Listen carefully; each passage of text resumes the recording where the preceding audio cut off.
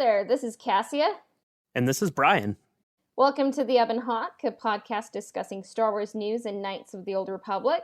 Spoiler alert for the Knights of the Old Republic series and the Star Wars films, TV shows, and all other media. This is where the fun begins.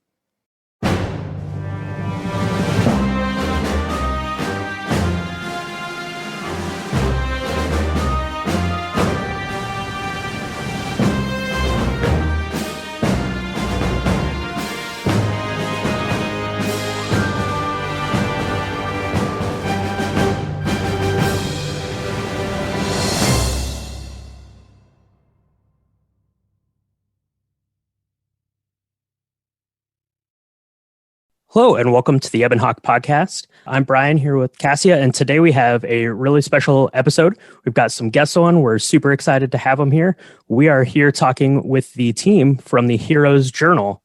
Heroes Journal team, welcome, Zach and Nick.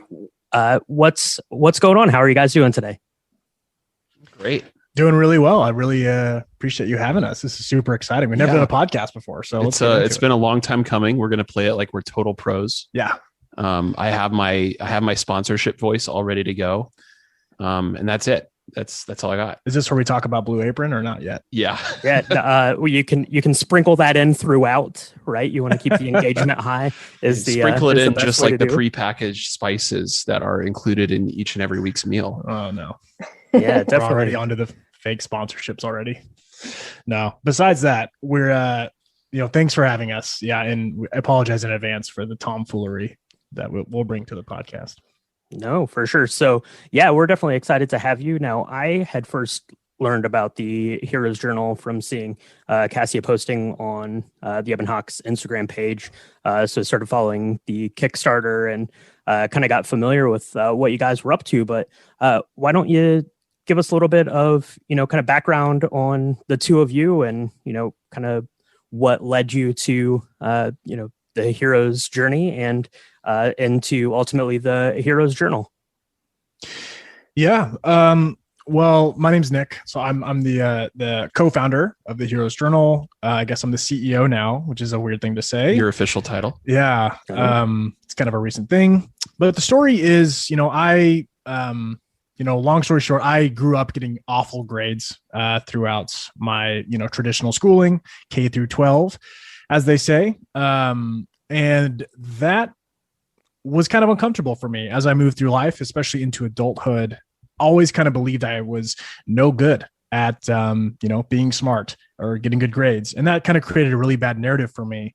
It wasn't until college, which I barely got into, where I had a mentor just nudge me towards the direction of getting a daily planner and just set a few goals. And believe it or not, I was wildly unorganized. And so I'd never done that before until I was, 20, 21. And so that simple action shot my GPA up from a 1.8 to almost a 4.0.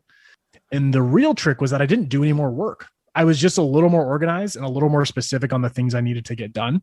And so it in the narrative about my own intelligence and my academic smarts changed overnight. And so that has always really stuck with me, that just everyone's just a little bit, a little bit closer to the person they want to be.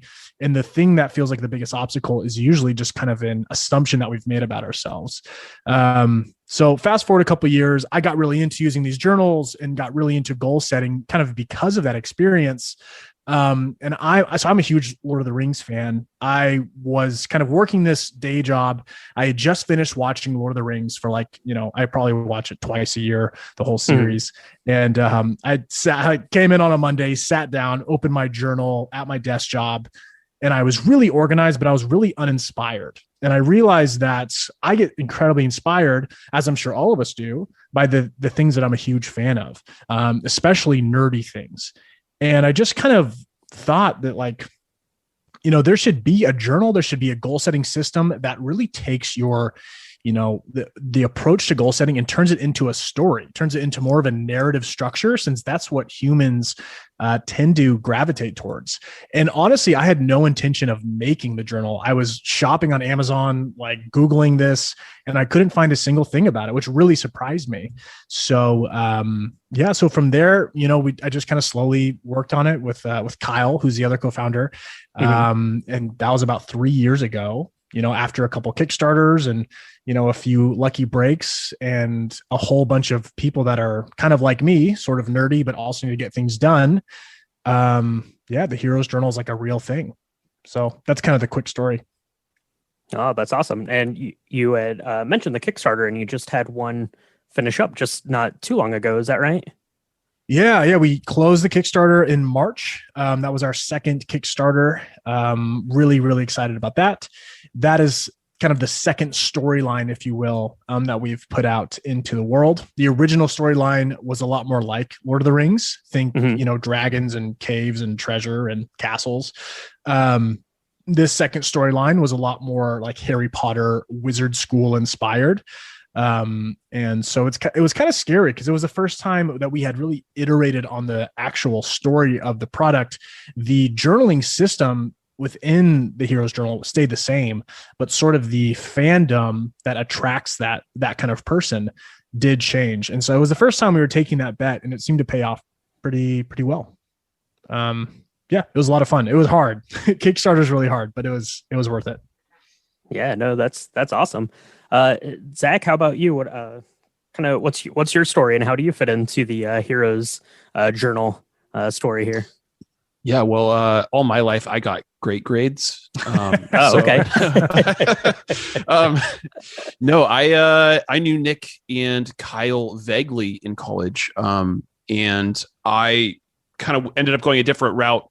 Got a corporate job in marketing and experienced a lot of that same soullessness with most productivity tools. You think about the kinds of ads or blog posts or podcasts that people label as productivity, and they're talking about hustling harder and trying more, and you're a bad person because you didn't wake up at 5:30 this morning to eat like 6 raw eggs. And I'm like, why couldn't we just cook the eggs? Yeah, I got up really early for this.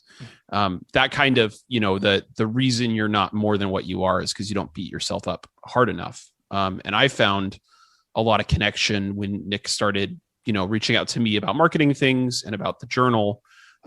As somebody who's read a lot of Joseph Campbell and Carl Jung and been attentive to kind of the monomyth, or this idea that every story shares a structure, and that structure actually transcends culture and language and time. This idea that stories are the most fundamental way of communicating that we have. And so could we take a productivity tool, something that's not that complicated, right? It's a piece of paper with some ink on it. It's not high tech Silicon Valley startup status. But could you infuse, a productivity tool with that same story theory, the same story arc you see playing out in Star Wars or Lord of the Rings or, Harry Potter or any of these fandoms? And the idea being that it plays out in the same way or in different ways in your life. And I really latched onto that. It was an interesting point of kind of a combination of the skills I'd been learning in the corporate world, but also with, all these books that I would, stuff into my backpack so nobody would see them. And you put your company branded water bottle on top of it and your laptop with the company sticker so that nobody knows that like secretly you're a nerd. And Nick talked me into quitting that, which was not that difficult. And I've been along for the ride for the last year or so. That's awesome. Well, I have to say, like I mentioned, I first found out about you kind of the second round of the Kickstarter, and I backed you guys. I have my PDFs here, and it looks really interesting. I've never been one to be big into journaling, but I think that introducing it kind of in this way, in these mythic stories that people like us are kind of drawn to, is a really interesting way to get into it. And so I'm really excited to see the final product here. It's awesome. Yeah. I ended up backing the Cauldron Gray edition of the Magic Academy. So nice. I'm just wrapping up my royal purple edition of the Hero's Journal. And my journey, my life, I've always kind of been a hustler, like a good student, but I've always loved the hero's journey and Joseph Campbell. I was like, even when I was like a kid, I was reading, I was drawn to like, ooh, I want to read the folklore from Canada, like, and like they're like, you don't want to read like these Disney books? And it's like, no, I want to read that one, and I've just always been drawn to like the mythology, folklore, and Joseph Campbell. I discovered that in high school, and it's always been my number one favorite book. But I think like just kind of going through my life, sometimes there was just a disconnect between like fiction and real life, because it's like in fiction you can read these stories about people slaying dragons. I'm like, oh, I wish life could be like that. And then it's like you just have to like finish this assignment, like do this midterm, and it's like, okay. And then when you're done with like midterms, you're done with finals, then you graduate, and then it's kind of like finish this huge project, there is another project. And it's always kind of about, sometimes just like some jobs can just be about like hustling, you're not doing enough, like you're mentioning, but I've had experience with different kind of planners. But I discovered your guys' Hero's Journal from the Hero's Journey podcast. The host, Jeff Garvin, posted that he was using the Hero's Journal last year to help him with his writing. And I was like, oh, wait, there's a Hero's Journal. Like, it's a planner that like incorporates the hero's journey. So I ended up checking that out, and it really helped me plan my life. But it's also something that I found is like more holistic, and it's like it's not just about busy work or hustling. It's about kind of empowering you to see yourself like as the hero or heroine of your own journey. And it helps you each day. You reflect on what you're grateful for, and you, like, I've noticed when I mention like what each day's allies are, what the threats were that came up that day, I see the patterns, and I'm kind of able to see the growth better than just like doing a normal 8 to 5 planner and just kind of filling it in. Like, it's informed so much of my thinking, and I can just like be like, this is how I've grown, and I don't think I would have been able to recognize what growth I've kind of been experiencing the last year, like, if not for this journal. So I just wanted to thank you guys for creating such a beautiful journal. Well, wow. Yeah, that's really great to hear. Those are our favorite sort of reviews, if you will, is sort of hearing people using it as a tool to help them get more done, and to maybe, challenge some narratives that people have against themselves. Like, the planner is undated for that very reason, that like you can take your time with it. You don't have to use it every day. You can get sick, or you can take a vacation, or even put it down, or whatever you want to do.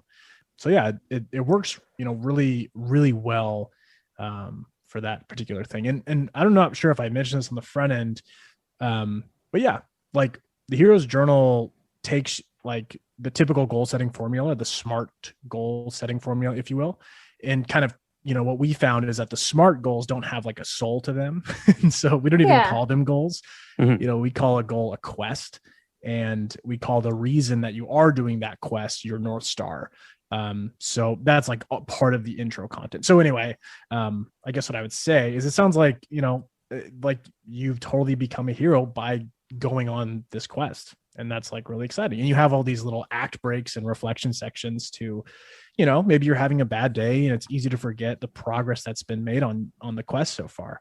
You can flip back to those moments because they're recorded in this little journal. So yeah, that was the whole idea of it. But I'm glad to hear that you use it, and that it's serving you, and that you're using it the way you want to. That's the best part. Yeah. And that's what the hero's journey is a hero growing into the hero they're meant to be along the way. And this is like the best journal on the market to reflect the hero's journey. So it's awesome. And yeah, so Well, thank you. I That's appreciate awesome that. to hear. Yeah, we're blushing over here.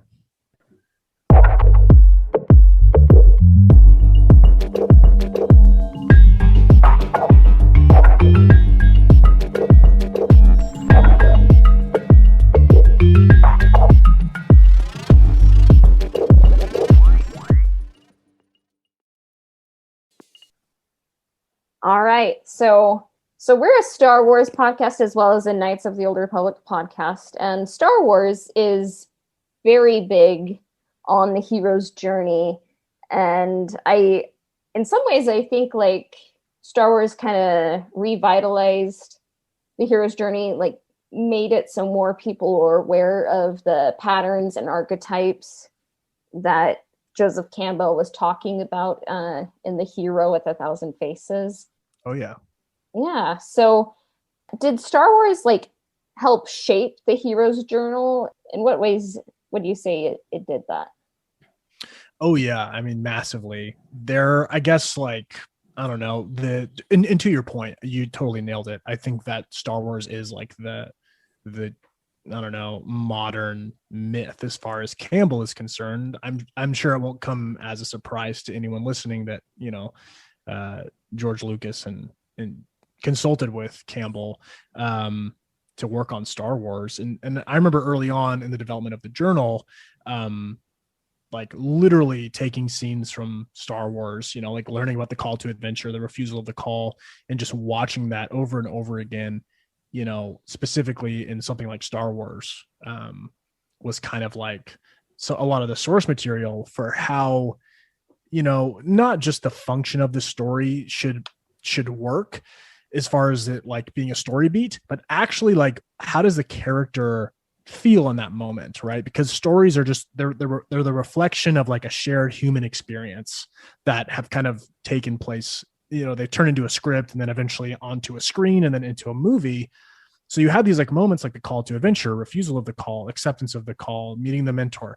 And Star Wars just like systematically just nails every single one of not just the actual beats of the story that are, technically correct, but the empathetic, like the emotional beats. How would a real person feel in these moments? I think that's why it works so well in a movie like Star Wars. And I think, as far as developing the journal, trying to capture that feeling of setting out on a new goal in a lot of ways felt like setting out on a new adventure. It was scary.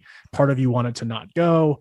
A little part of you did want to go and risk it all and change and, break out of your comfort zone. And Star Wars is like such a great archetype of all of the beats, and not just the beginning of the hero's journey either. Yeah, it's got like the best example of the cave and Yes. facing the shadow self. Yeah. The internal transformation. No, I think Star Wars, it's funny when you look at it's like, why are animated movies like universally some of the best stories? And I think that it's oftentimes because writers get out of their way on them a little bit. And it still requires an immense level of skill and thought and talent. But usually with a kid's movie, it's like, we don't have to get too cute or too innovative, which I think was something that happened in a certain level, to my understanding. You guys probably know way more about this in Star Wars, where it's like, well, we need a plot for this movie. We don't want to get too complicated. Let's literally just do Hero with a Thousand Faces. Yeah. Mhm. And because of that, it's like, oh, we actually wrote the story that resonates with the most number of people with the clearest motifs. You combine that with a really new, really novel, amazing world, and you have, probably the biggest fandom of the last 50 years. Yeah. Yeah, the hero's journey.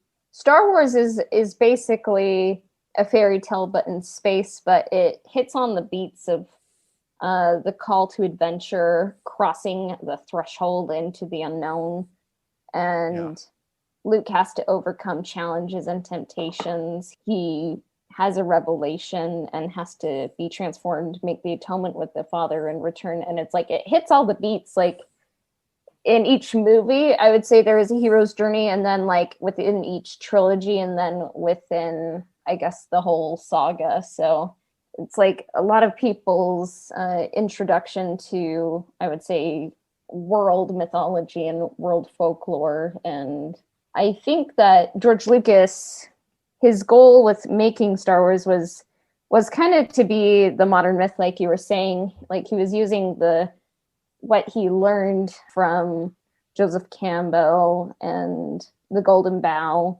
and kind of like stripping them down to the essence. So like kids and everyone who wanted to watch and learn could know how to be selfless rather than selfish, and like learn how to grow up and be an adult and kind of deal with the twists and turns life takes you on. And I think that's why there's so many passionate Star Wars fans, like even just today. So speaking of Star Wars, I guess, who are some of your favorite heroes or heroines from Star Wars? Oh man, I mean, the obvious ones, right? I mean, I think for whatever reason, I tend to gravitate towards the mentor figure in most stories. I don't really know why. my therapist probably does, but I'm not totally sure. Nothing edible, Right. Yeah, it's like, like Yoda or Obi-Wan, even Qui-Gon Jinn, like in the the early ones, and then in other stories, like I'm like Dumbledore or Gandalf. It's like I'm always looking for like that mentor figure in this story, because I think that they bring the hero an immense amount of comfort without coddling them. And Star Wars is a great example of like, Obi-Wan coming to Luke and giving Luke enough information to get him out of his comfort zone, but not so much that it's overwhelming, and then not too little so that it's cryptic and kind of awkward and confusing. Part of the pitch, if you will, of like that mentor character, that's so important in Star Wars, is that it pushes the hero's narrative forward, as far as character development is concerned. And so, I think honestly that sort of infatuation I tend to have with those mentor figures in Star Wars has probably some of the best of any story. That a lot of that went into the actual tone of the hero's journal, trying to chaperone like everyday people, if you will, into becoming the hero of their own story. Like, I don't know. I guess I have a huge affinity for that angle, for that persona in Star Wars. Yeah, I personally, I mean, it's kind of the other side of the Campbell or Jungian stuff that Star Wars does so well, but there's some of the clearest archetypes, the lovable rogue who starts out not caring about anything but money and comes back to save his friends, or the gentle beast in, the rogue's best friend. There's kind of all these like figures that we love and see in so many different movies and so many different interpretations that are like, Star Wars is what I think about them. Like Han Solo is the rogue, and all other rogues get compared to Han Solo in my head. Mm-hmm. And so on that basis alone, even though I am not Han Solo, I'm never going to be that cool. And I have just accepted that in life, that like, he's probably the one I think about the most. Yeah. I mean, it is Harrison Ford. Yeah. So Yeah. That's true. Yeah. I guess, who is your favorite hero, Brian? My favorite hero, what I like about Star Wars and, kind of any of these bigger mythic tales, is you can kind of apply the roles to kind of a different, kind of the whole cast of characters, and they kind of can play this circle, in and out. So I mean, you have Luke, who's obviously the classic one, but I think if I'm going to look at Star Wars as a whole, my favorite hero is R2D2, the droid. I think he plays an integral part, and I think he goes kind of on this journey. If you kind of break it down and then you look at all 9 of the films, you'll see him, being thrust into action, and taking up this big quest, that he didn't necessarily sign up for. He's basically a maintenance droid and ends up saving the whole galaxy. So my favorite hero in Star Wars is R2D2. That's such a good answer. Choice. I would say my favorite hero is kind of like the spine of the Skywalker saga. It's Anakin, but not, it's kind of because he fails, but then he ultimately comes back and redeems himself. Because in the prequel trilogy, it's a tragedy. He's kind of like the fallen hero. He's kind of like Achilles. He's way too cocky and way too quick to anger. And then you see his fatal flaw, which is his attachments. Like, loving isn't the problem, but he's not able to let go of his mother and then Padme, and it leads to his ruin because he tries to prevent that from happening.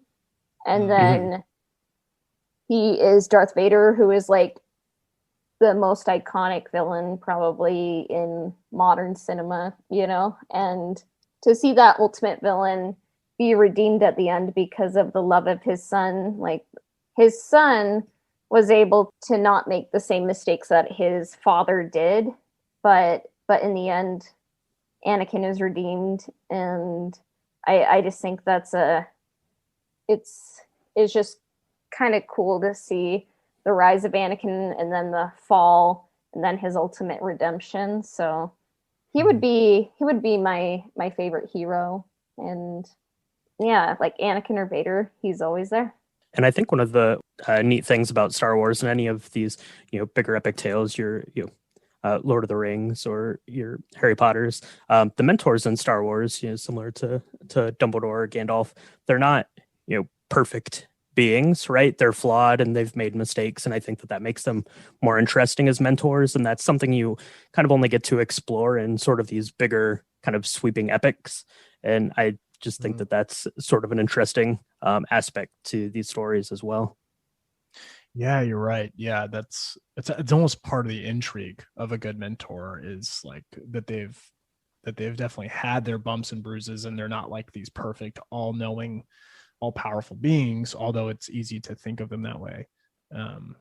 Yeah, that's really well said. Yeah, sometimes even I think it's something Star Wars gets really right, that the mentor is in some ways the failed hero. Sometimes they're the accomplished hero, but sometimes they're the hero who couldn't do what was necessary.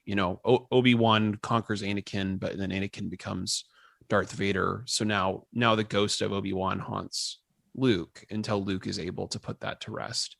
Luke in some ways is informed by Obi-Wan's decisions and mistakes, and that's part of what guides him. Same with Yoda, and that's the Force ghost is like the literal manifestation of the story ghost, right? In some ways, that they continue to mentor and shape and inform, but also, these are people that they've, fought before in the past and had connection with, and that was part of their own kind of hero's journey and then summation. Yeah, and I liked what you guys mentioned about mentors. Like in the hero's journal, you try to have that mentorly voice of comfort, but it's not coddling, I guess. So who are some of your favorite mentors or scenes of mentoring in Star Wars? Well, I mean, there's definitely the iconic, like I would say the whole Yoda training Luke. I forgot the name of the planet. Please don't crucify me. Dagobah. It's all good. Yeah, that entire sequence, I think. I mean, speaking of like setting the tone, like I my theory is like tons of movies that came after that weren't, like sci-fi even, kind of like stole that relationship a little bit. For some reason I think of like Rocky movies sort of like took this idea of like, the mentor pushing the hero. Yeah. Mr. Miyagi. Exactly. Like it was funny to see that archetype kind of like play out, but I think Star Wars nailed it the best way. I mean, gosh, yeah, definitely that would probably be the best example for me. Yeah, I still love Obi-Wan as well. Kind of the classic, cadre old man that no one understands and no one really takes seriously, who is, secretly a Jedi Knight and this figure of intrigue. that's another. I mean, it's not as iconic to me as like the Han Solo Rogue thing, but like that's for me, that's like a top 5. You say like the mentor, like Obi-Wan is right there in my head. That's true. What are your guys' favorites? So my favorite is going to be Yoda as well, especially as I kind of mentioned when we introduced the mentors there, and that he is flawed. So when you just see Yoda in The Empire Strikes Back, he seems wise and all knowing, but then as you introduce kind of the prequel area and you see how the Jedi fell, and then you can tie that back into the Empire Strikes Back, and those lessons that he's giving to Luke take on a whole new meaning, because then you're seeing them through the lens of kind of his own failings and losing the Jedi Order and things. So yeah, if I was picking a mentor in Star Wars, I think Yoda is the one that I personally find that I can connect with the most, I guess. Yeah. If you were to make a Mount Rushmore of iconic mentors, I think Yoda and Obi-Wan would definitely be there, and you can't really beat them. But I do find myself drawn to Qui-Gon Jinn from The Phantom Menace. Liam Neeson, I think he played the role of mentor well, and I just kind of remember some of the quotes he said, kind of like as a fatherly mentor. And he says, always remember your focus determines your reality. And and then there's another quote, remember, concentrate on the moment, feel, don't think, use your instincts. And those quotes kind of just really hammer home being present, being mindful, and just not worrying about the past or the present, just being in the moment. And it's a hard lesson to learn, and I think I'm still learning it, but I don't know, sometimes just like you're able to like learn some lessons. You don't have to read like a huge college textbook. Sometimes you can just like, you can get them from fairy tales or fiction or like a Star Wars movie, So yeah, that would be my mentor, and some of my favorite quotes. It's a great option. Yeah, I know for a fact that it either is in there still or it was in there at one point with the first Qui-Gon Jinn quote that you mentioned is in the journal. It either is now or it used to be. We may have taken it out for a different project. Wink, wink. But that project isn't out yet, so we can't talk about it. There's I don't know which extended universe book series there were. I read, I was the kid who'd walk up to the library and put all the Star Wars books I could find on hold and then read them all. But I distinctly remember some of the books were, Obi-Wan and Anakin and their adventures and training. And the thing that it captured that'd be really hard to do in a movie, because you can't be in somebody's head in a movie, is Obi-Wan thinking about his relationship with Qui-Gon and feeling inadequate as a mentor to Anakin when he thinks about how Qui-Gon mentored him, and seeing in Anakin his relationship with Qui-Gon, and that being a reflection of what a great mentor he was. And that I thought was a really genius, kind of touching bit of writing to explore Anakin and Obi-Wan's relationship. Yeah, because I think Anakin was looking for a father, and Qui-Gon could have been that father figure a little, and Qui-Gon was a little bit less dogmatic, but Obi-Wan was kind of more by the rules, kind of a Jedi, and he could only really be a brother, I guess, to Anakin, not the father he needed, which is why Palpatine was able to have more of an influence on Anakin. So sometimes it's fun just to kind of like see the different characters' relationships and how that unfolds in a plot, and just sometimes those patterns are reflected in reality. I don't know. it's fun to analyze characters, but I mean, that's why I went into English, so. That's Yeah, true. I mean, It definitely would have been fun. Maybe we did see more of this than I remember, but I do feel like with a lot of the mentors, especially the ones that were mentioned, you do get to kind of see the light side of them and sort of the self-doubting or the more human side, the darker side of them. Sometimes I do feel like Qui-Gon Jinn was a little bit static of a character, just kind of like a sort of like steadfast in a way. It would have been fun to see maybe like a young Qui-Gon Jinn, or like just more like self-doubt, a little less of that like wise old mentor. It would have been fun to see like harder lessons that he had to learn. I'm not sure if there's more source material or not source material. that's why we're excited to announce the pre trilogy. We have the inside scoop. George Lucas told us first. Right. Yep. The prequel trilogy. Yeah. It'll be coming to your screens in 2025. So Yeah. A long a longer even longer time ago. Yeah. So that's a tagline. But so Star Wars, it's a massive tree. And there's many branches. One of those branches is Knights of the Old Republic, and we delve into that realm a lot in our podcast. It has an incredible hero's journey. And in case you're not aware of what Knights of the Old Republic is, it's a 2003 video game released by BioWare.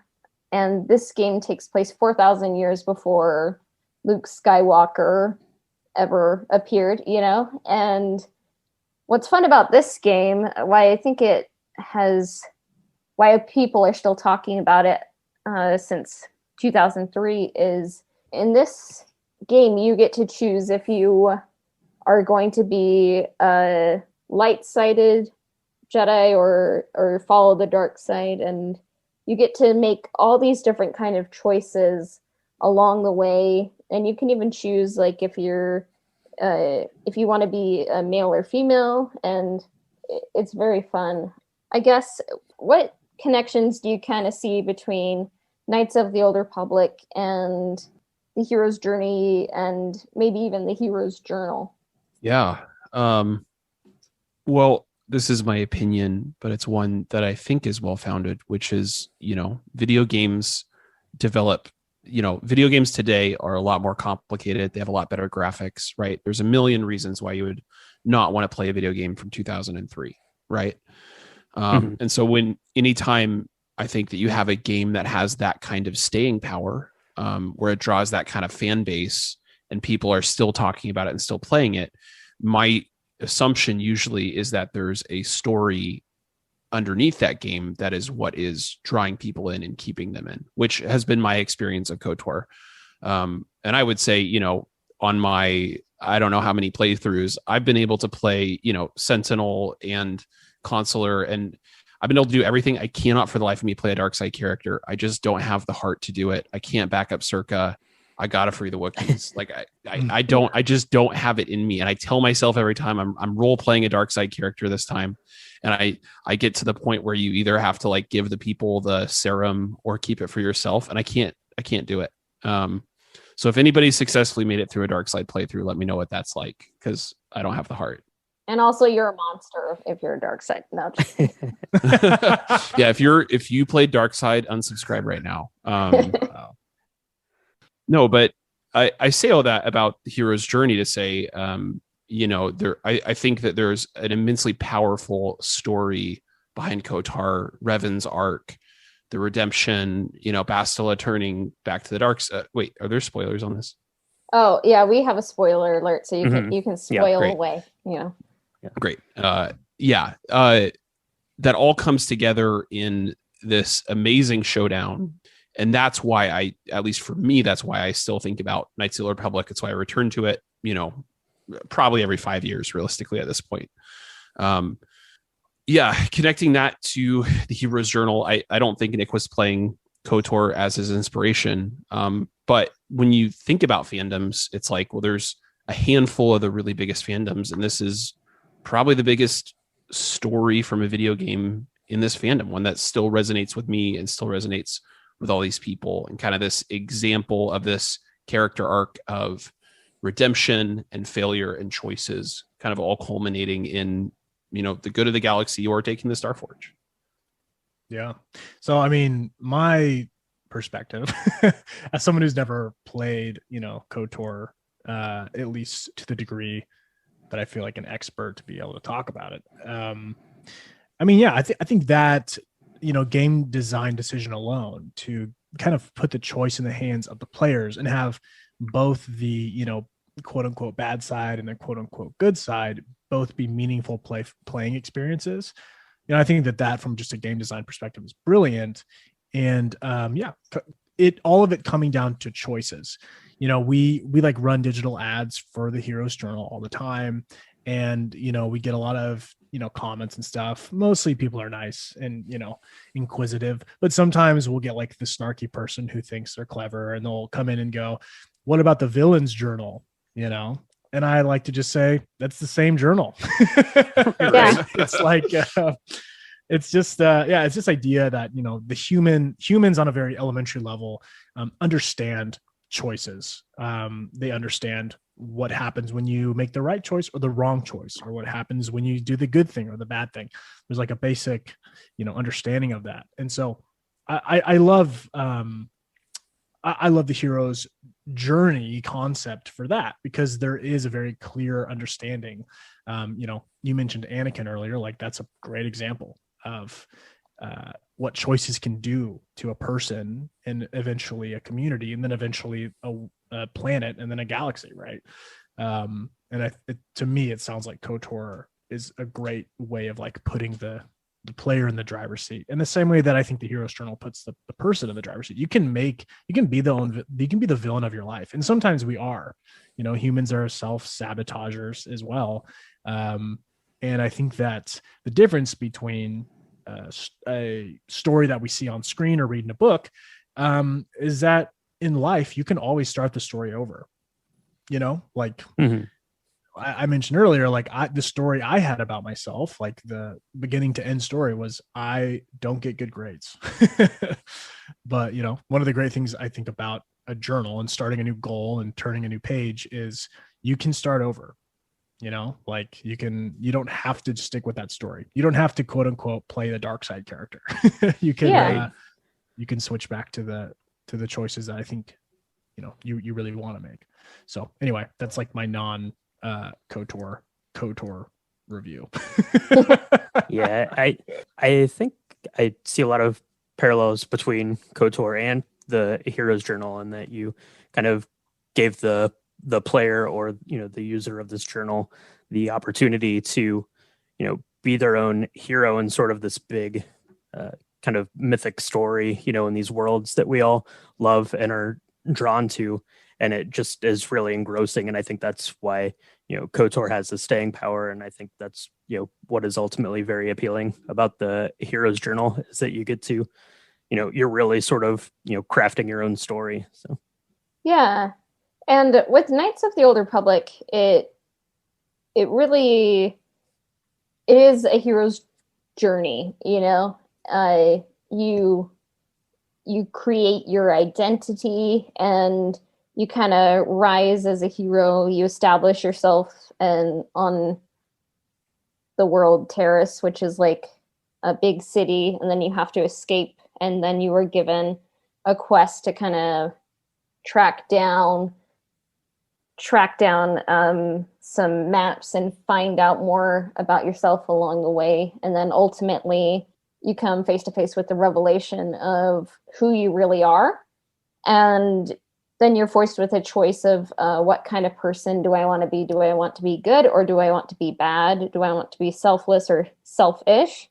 And what's interesting is that the main character goes through that decision, and also Bastila, who is, I would say, like also the protagonist in a way. And I liked what you said about there is never an end, like the logo for the Joseph Campbell Foundation is an unfinished circle, because our journey is never over.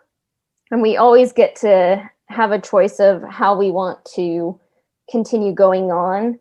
We go through life, birth, life, death. Sometimes like we lose a relationship or a position doesn't work out, and sometimes those can feel like catastrophes or like deaths, you know. But we can have the choice to be reborn, transform, or learn from those experiences and rise again.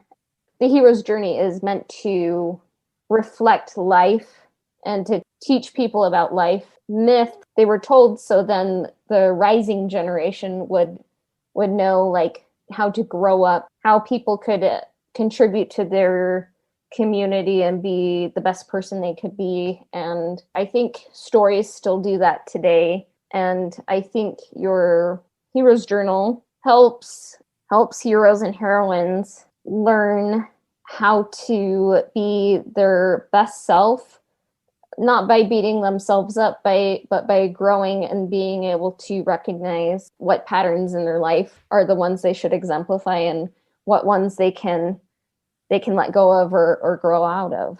Yeah, that's really well said. And I think there's a profound fairy tale truth in the idea that, you know, in KOTOR, you might be walking down the street and then there's an encounter with a really clear light side or dark side option.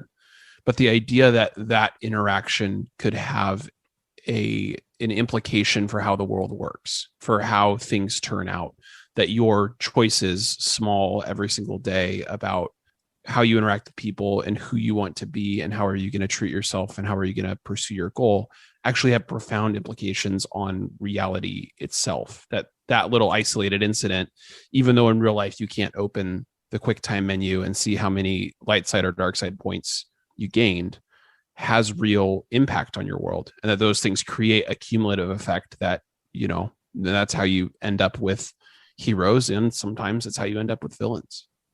Yeah, I mean, usually there's not going to be in life, it's not going to be up to me as like, well, you get to be the chooser. Like, does this person get to go to the zombies or are you going to save them? You know, like that doesn't happen, but you can choose to be kind to the annoying person on the bus, or we're not ever going to face like crate dragon, you know, but sometimes like the things we have to face in life, whether it is project deadline coming up or anxiety or loneliness, like those can be the dragons that we have to overcome, you know. And if you can kind of learn to, I guess, learn from fiction, I think it can help you kind of lead a happier and more magical life, you know. So Yeah, I think so too.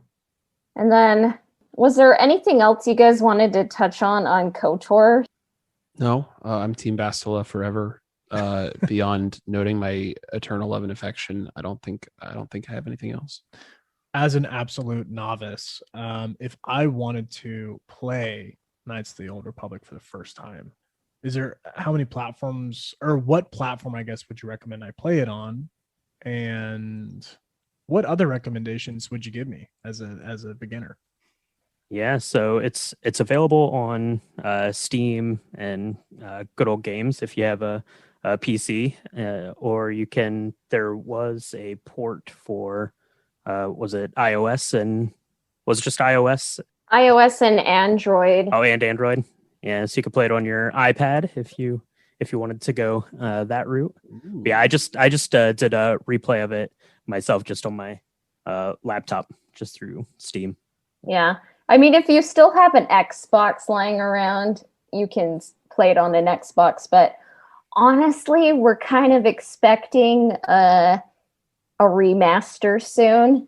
It's not officially announced, but we're kind of thinking one is coming this year just because there's been an uptick in Knights of the Old Republic merchandise. But I guess if you were to play, there's many options, and some recommendations I would give for playing is maybe go the smuggler route when you play, so you have a lot of persuasion points, because basically if you have a lot of persuasion points, you have more of an influence on the people in the galaxy, and you can talk yourself out of a lot of fights that way. And I think when you become a Jedi, become a consular, because then you're able to have more in the game. It's like force points, and you can use the force more and like have more powers. So like if you do a scoundrel and then a consular, like I think it's a pretty easy game, in my opinion. But that's what I would say. Did you have any advice, Brian? No, I think if you've never played it before, I think it's worth the time, and it's not very expensive. I think it's probably only like $10 to at least kind of get it and get into the story a little bit, just so you can experience. I think that it's a world that would be right up your alley to get into and explore, and to play your own hero's journey there in the Star Wars world. Awesome. Well, I'll have to check it out. Yeah, it's a fun branch of the Star Wars galaxy. Like sometimes Star Wars can be like, wait, when does this take place? When is it? But I feel like everyone kind of knows when Knights of the Old Republic is. In the Star Wars community, most people are like, oh yeah, Knights of the Old Republic, But yeah, it's a fun branch. It's kind of like the medieval era of Star Wars, and it's just fun. And the hero's journey is timeless. It's timely and it's timeless. And basically, if you find it in a story, like it can teach you lessons about life. We have fun talking about Star Wars and Knights of the Old Republic, and both of us are just glad that we stumbled on the Hero's Journal, and we're glad to have had you guys on. Where can our listeners find you and the projects you're working on? Yeah, so you can find us at heroesjournal.co, and in all of our social tags and our website and everything, it's spelled HERO''S. Not HEROES. Yeah, there's no apostrophe in the website though. Right. You can't do that. It's like Heroes Possessive Journal. Or I guess in any of our social Well, tags. it literally wouldn't work. So I guess you'd figure it out really fast. Yeah, we didn't think about the branding too much when we made the name. It was we didn't think about how that would show up on like a social platform. But anyway, on Instagram and TikTok and everything else, we are just the Heroes Journal. Or at the Heroes Journal. We also have a private Facebook group that has about like 11,000 heroes is what we call them. The Heroes Quarters is our private Facebook group where people share like their quest and how they're doing on their specific journal and where they're at. It's a great place to celebrate, or if you're having a bad day, you need some encouragement. We think it's the kindest place on the internet. So that's another great spot if you want to find out a little bit more about what it's like to use the Heroes Journal. Awesome. I'll be wrapping up my Purple Heroes Journal, and then both of us will be diving into the Magic Academy. So we're thrilled to have had you guys on, and now we'll close out. And you can find us on Instagram at Ebonhawk Podcast. And if you want to connect with me, you can find me on Instagram. It's at astro_droid_. The Ebon Hawk can be found on Spotify, Apple Podcasts, Google Podcasts, as well as everywhere else that Anchor podcasts are distributed. Subscriptions, reviews, and shares help us out. Our intro and outro themes were composed by Alistair Scheuerman at alistairsounds.wixsite.com/Alistair Sounds. Our transition music was composed by Christian Walker at christianwalkermusic.com. This episode of the Ebon Hawk Podcast has been brought to you by Nikki Dog from Patreon. May the Force be with you. We'll be back soon. Bye for now.